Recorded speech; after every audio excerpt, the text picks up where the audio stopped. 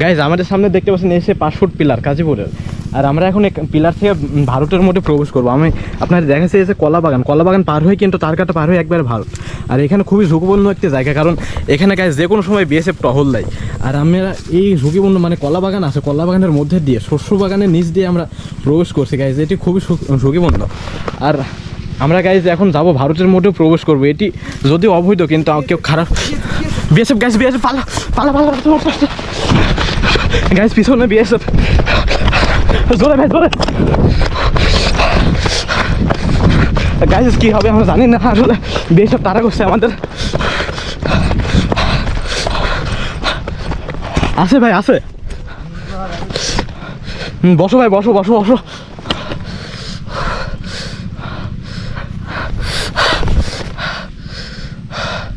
Guys আসলে আমাদের page থেকে বিএসএফ তারা করছে, আমরা খুবই ঝুঁকিপূর্ণ একটি এর মধ্যে আসছে। আমি ভারতে যাইতে চাচ্ছিলাম গাইজ, কিন্তু আজকে আমার যাওয়া সম্ভব হলো না, কারণ বিএসএফ আমাদের তাড়া করছিল গাইজ। তারপরে আমরা খুবই ঝুঁকির মধ্যে দিয়ে গাইজ আমরা এখানে অবস্থান করছি, লুকে আছি গাইজ। জানি না এখন বিএসএফ চলে আসবে কিনা এখন। তারপরে আমরা খুবই দ্রুত সম্ভব সময়ের মধ্যে এখান থেকে। হে গাইজ আসসালামু আলাইকুম, সবাই কেমন আছেন? তো আশা করি ভালো আছেন। আজকে আমরা চলে আসছি মেহেরপুর জেলা কাজীপুর গ্রামে।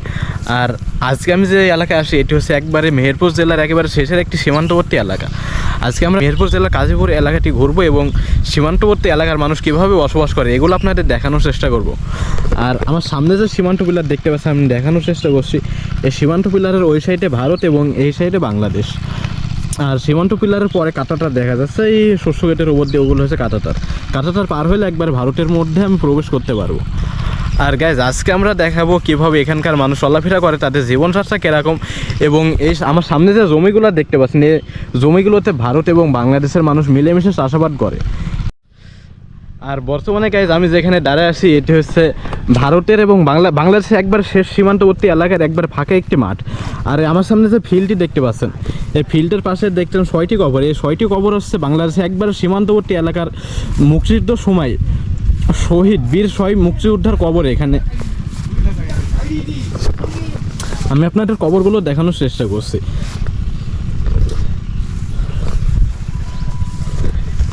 আর এটা মূলত 1971 সালের শহীদ মুক্তিযোদ্ধা মরহুম সিপাহী মোহাম্মদ আকরাম হোসেন বিডিআর।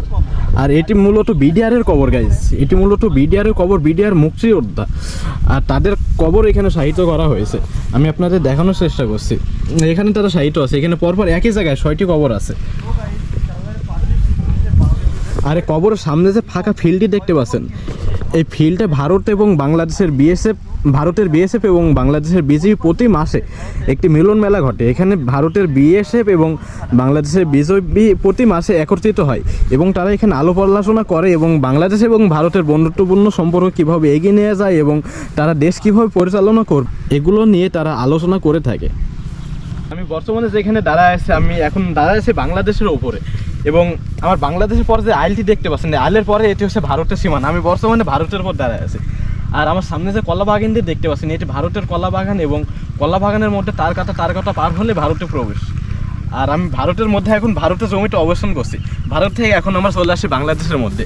আর এই সাইডে যে কবরগুলো দেখতে পাচ্ছেন, এগুলো সব বাংলাদেশের বীর মুক্তিযোদ্ধা বিডিআরদের কবর। এখানে 6টি কবর স্থাপিত করা আছে। আর আমার সামনে যে রাস্তাটি দেখতে পাচ্ছেন, এই রাস্তা দিয়ে বিএসএফ সবসময় চলাফেরা করে এবং টহল দেয়। আমার সামনে যে পিলারটি দেখতে পাচ্ছেন, এখানে প্রতি মাসে একবার ভারতের বিএসএফ নেতারা এবং বাংলাদেশের বিজেপি নেতারা একত্রিত হয়ে থাকে। এবং পিলারের সামনে যে ফাঁকা মাঠটি দেখতে পাচ্ছেন, এই মাঠে ভারতের বিএসএফরা এবং বাংলাদেশ বিজেপিরা একত্রিত হয়ে থাকে। একত্রিত হয়ে তারা কীভাবে বাংলাদেশ এবং ভারতের যে সুসম্পর্ক আছে এটি তারা পরিচালনা করে থাকে। এবং সামনে যে তার কাটা দেখতে পাচ্ছেন, এগুলো দিয়ে আসলে কোনো অবৈধ কাজ যাতে কেউ না করতে পারে এগুলো তারা এখান থেকে সব ঠিকঠাক করে থাকে। গাইজ আমার সামনে দেখতে পাচ্ছেন সে 6টি বীর মুক্তিযোদ্ধাদের কবর এবং আমরা কবরটি পার হচ্ছে এবং সামনের দিকে এখানে সবথেকে গাইজ যে বড় পিলারটি রয়েছে এটি হচ্ছে 5 ফিট পিলার। আর আমরা এখন 5 ফিট পিলারের কাছে যাচ্ছি। গাইজ এখানে যে ভিউ, এই ভিউটি আসলে মনোমুগ্ধকর, খুবই সুন্দর গাইজ, আপনারা দেখলে বুঝতে পারবেন। এখন আমরা কলা বাগান পার হয়ে সীমান্ত পিলারের দিকে এগিয়ে যাচ্ছি। আর পিলারের পরে রয়েছে কলা বাগান এবং কলা বাগান পার হলেই ভারত। আমরা পিলার পার হয়ে কলা বাগানের মধ্যে দিয়ে গাইজ এখন আমরা ভারতে প্রবেশ করব। গাইজ আমাদের সামনে দেখতে পাচ্ছেন এসে 5 ফুট পিলার গাজীপুরের। আর আমরা এখন পিলার থেকে ভারতের মধ্যে প্রবেশ করবো। আমি আপনাদের দেখাচ্ছি যে কলা বাগান পার হয়ে কিন্তু তারকাটা পার হয়ে একবার ভারত। আর এখানে খুবই ঝুঁকিপূর্ণ একটি জায়গা, কারণ এখানে গাইজ যে কোনো সময় বিএসএফ টহল দেয়। আর আমরা এই ঝুঁকিপূর্ণ মানে কলা বাগান আছে, কলা বাগানের মধ্যে দিয়ে শস্য বাগানের নিচ দিয়ে আমরা প্রবেশ করছি গাইজ, এটি খুবই ঝুঁকিপূর্ণ। আর আমরা গাইজ এখন যাব ভারতের মধ্যেও প্রবেশ করবো, এটি যদিও অবৈধ কিন্তু কেউ খারাপ। বিএসএফ পালা পালা পালা গাইজ, পিছনে বিএসএফ, জোরে ভাই জোরে। গাইজ কি হবে আমরা জানি না, আসলে বিএসএফ তারা করছে আমাদের। আছে ভাই আছে, বসো ভাই বসো বসো বসো।